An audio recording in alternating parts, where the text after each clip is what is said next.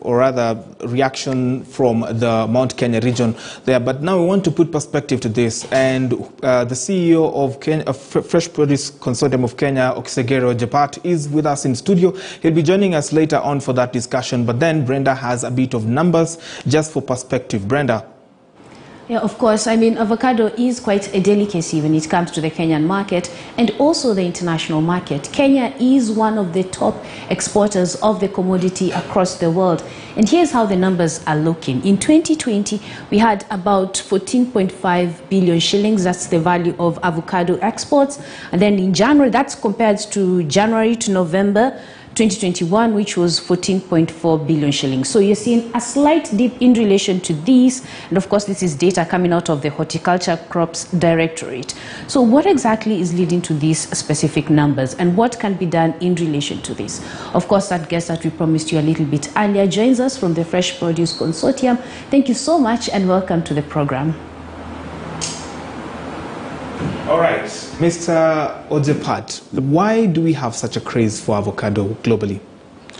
Thank you for having me. The first thing that I want to say is that avocado is a crop that comes with quite a bit of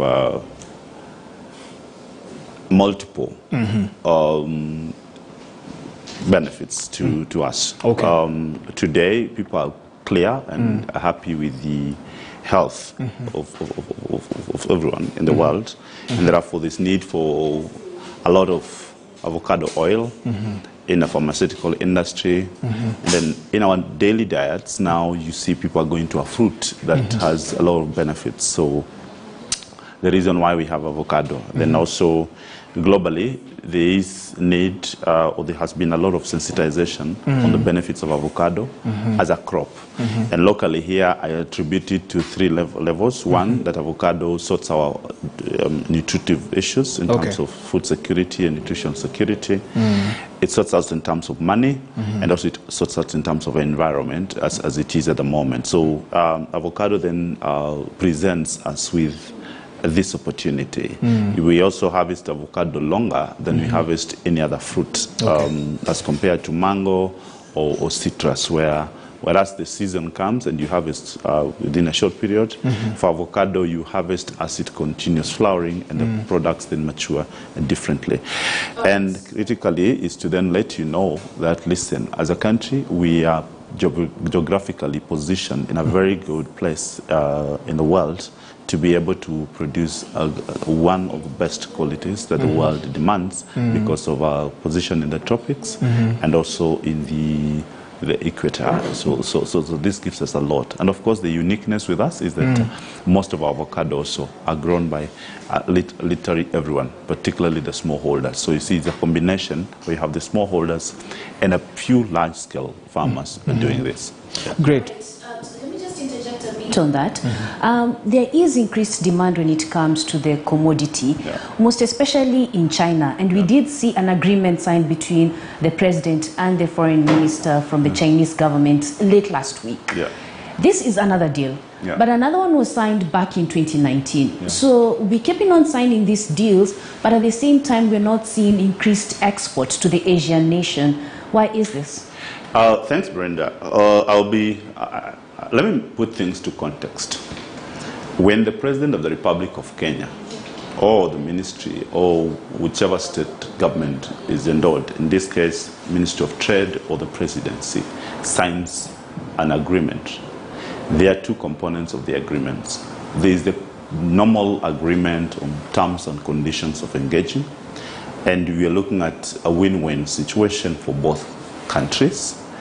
But when it comes to technical issues, you can have a contract, you can have an agreement, but in there lies what we call technical issues. In this case, the phyto and phytosanitary issues that touch on pests and they touch on diseases.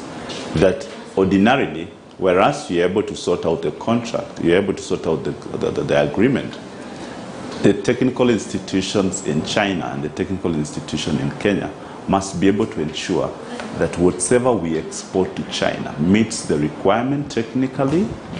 It also ensures that there is no pest that is of concern to either country that moves then from one country to another. So what happened in 2019, and even this contract, these new engagements that have been had, is that on issues about trade agreements, the trade imbalance, that is something you can discuss. But when it comes to technical issues, Chinese inspectors came to this country, and we did push government to get the Chinese to come, and they actually came. And thanks to then PS Chris Kipto, when he was in trade, was able to really push this out, and the Chinese inspectors came.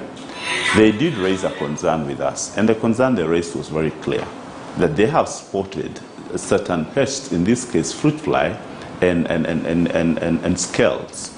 And all they ask is, can Kenya demonstrate that they will be able to export fruits to China that are pest-free? And we made a mistake, or we made a revelation. We then told Chinese, out of panic, for lack of a better term, that we can actually afford to export frozen avocado. And in that case, there was only one facility in Kenya that could do that, denying an opportunity to the majority of smallholder farmers and the delicacy and investment on putting a facility together. So the current discussions going on, what we have told government, because government negotiates on behalf of all of us, but the business people do the business, is that, listen, open negotiating window and fast track it, because we want to sell. We have been planting. We have been doing everything we've done. But then technically, let me get an example of the jobs that we've just been having. We're having for Corona. You realize the conversation about the composition, the mixing, the ratios, that has nothing to do with procurement. It has everything to look at compliance to standards, because when you're doing business, it's about how safe is the environment. You don't want to introduce a pest of concern that is not in a specific country. So they want our avocado, yes, but they're saying, please, let this avocado not be accompanied by any pest, because they're not interested in it. The option we have on the table of frozen avocado cannot work for the majority of Kenyans. Perhaps 0.001 of Kenyans could afford that facility. The smallholders and everybody that I've seen around cannot do that. So where we are at the moment is an engagement between the CAFEs and the equivalent in China to sit together and look at pest risk assessment on what do we do, with a view of saying, listen, if the challenge we have is fruit fly, how do Kenyans get fresh avocados to China without exporting fruit fly? That then will form a basis of either set up free production zone, low prevalence areas, set up processes and technical issues that will ensure avocado goes without, or are we doing a post-harvest treatment, which could be different options, either fumigation and different options that are around in the market. And from the technical perspective, we are yet to crack. And I will say this, I will say we have a responsibility as a country, as leaders, and particularly the leaders within the government side, because from the business community we are clear.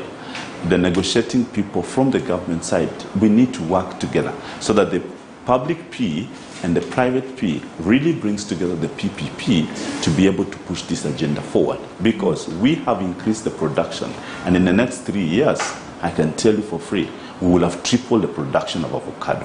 And for that reason, we want to be able to ensure that we have sufficient markets available. So you have options. If you want to sell frozen, you go and set up a facility. Somebody sells fresh, somebody sells dried, somebody sells packaged oil, somebody sells differently. So what we're saying is open an opportunity for every Kenyan who wants, and anybody in the world who wants to invest on avocado.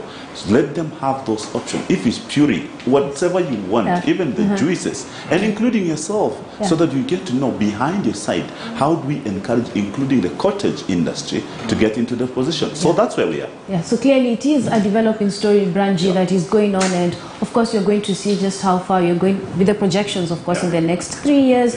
And even as we wind up, my favorite avocado is the really small one, and I eat it absolutely with everything. Even as we wind up, what's your favorite? My favorite will be the jumbo because I ate it when I was young. But I think, Brenda, before we just wind up, I just want to say this. The reason why you do not have avocado sufficient volumes in the market now is because we have restricted the export of Hass and the other varieties. The only variety that's open now is jumbo.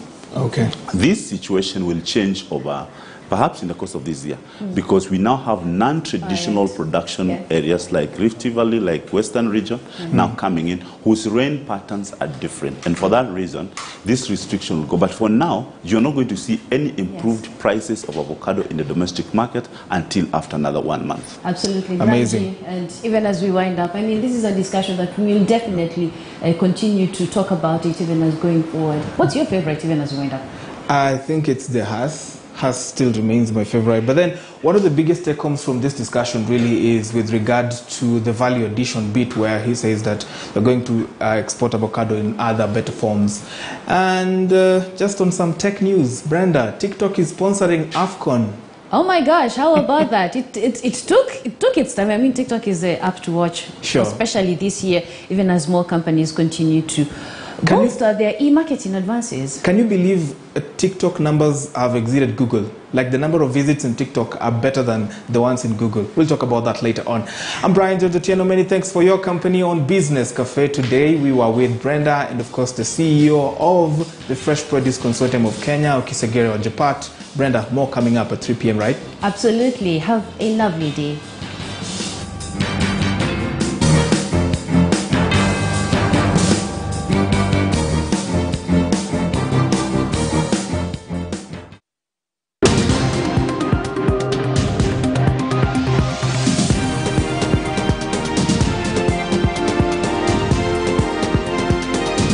KTN News. Get the whole story.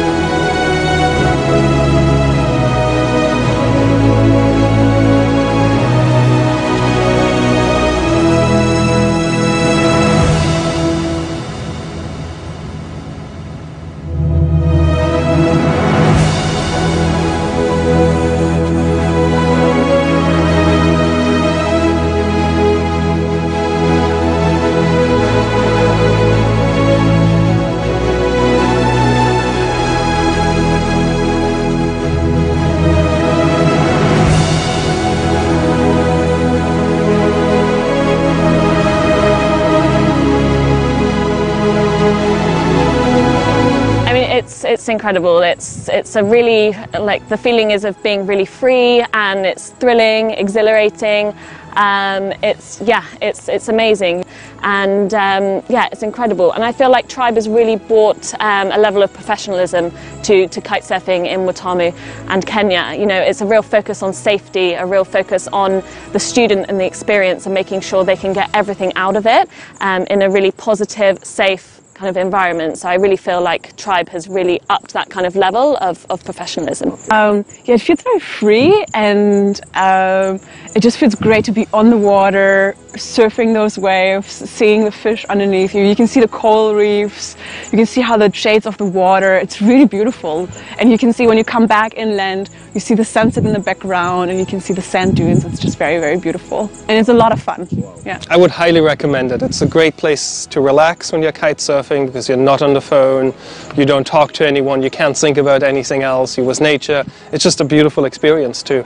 Just glide over the water. Sasa hii kwa Kenya pia lazima tujitokeze sana kwa wingi pia tufanye. Maana sasa si ngumu vile na ni vizuri zaidi kama sisi. Sasa naona ni afadhali tujitokeze kwa wingi wa Kenya pia tufanye. If you want to experience the oceans here in Watamu, enjoy the beach and the beautiful sunset, then come to Watamu and try kite surfing with Tribe Water Sports.